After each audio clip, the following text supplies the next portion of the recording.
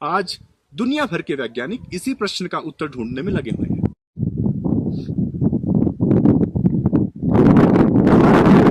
दो बिंदुओं के मध्य में चलता है। हमारा जो मस्तिष्क है वो इन दो बिंदुओं के बीच में ही सोच सकता है।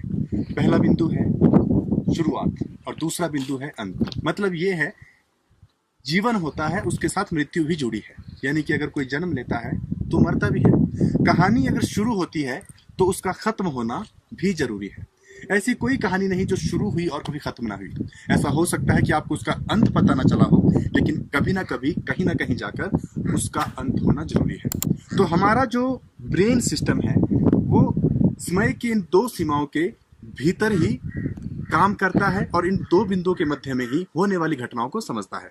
मतलब ये है कि अगर मैं आपको ये कहूं कि कोई ऐसी चीज है जो चली आ रही है लेकिन उसका कोई अंत नहीं है या उसकी कोई स्टार्टिंग नहीं है, तो ये समझना थोड़ा सा मुश्किल हो जाता है।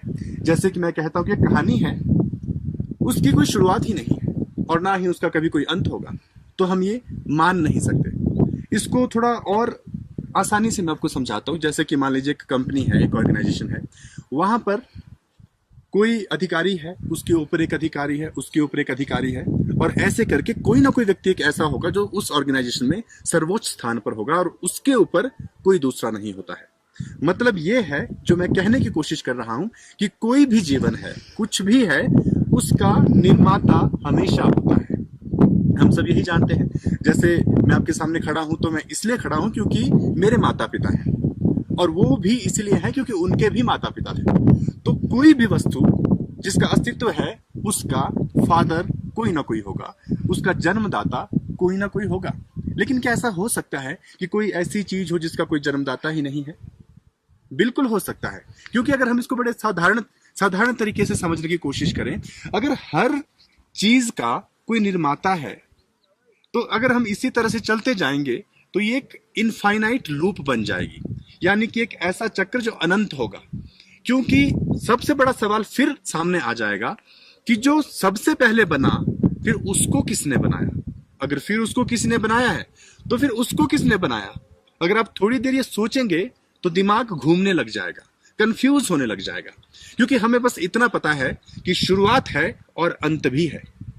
इस शुरुआत और अंत से परे भी कुछ हो सकता है क्या? क्या कोई ऐसा है जिसको किसने बनाया ही नहीं? ये अपने आप में बड़ी ही विचित्र बात है।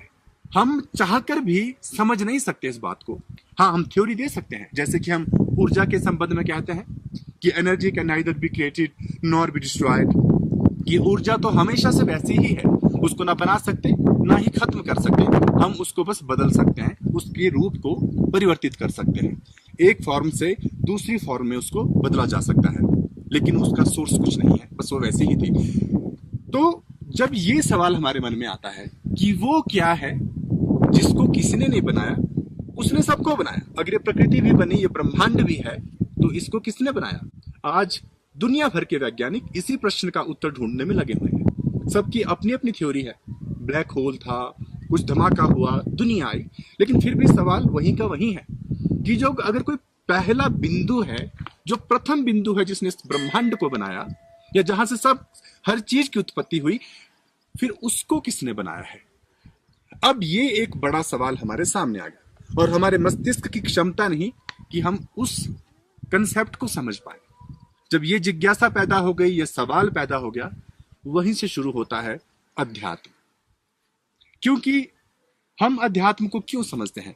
अध्यात्म का मतलब है आत्मा का अध्ययन करना। और ये जो आत्म तत्व है, अगर हम अपने वेद पुराण शास्त्रों में देखें तो यही वो एक ऐसा तत्व है जिसको किसने बनाया नहीं है, उससे सब बने हैं। ईश्वर की भी बात करें तो वो भी आत्म रूप है जिसने सबको बनाया।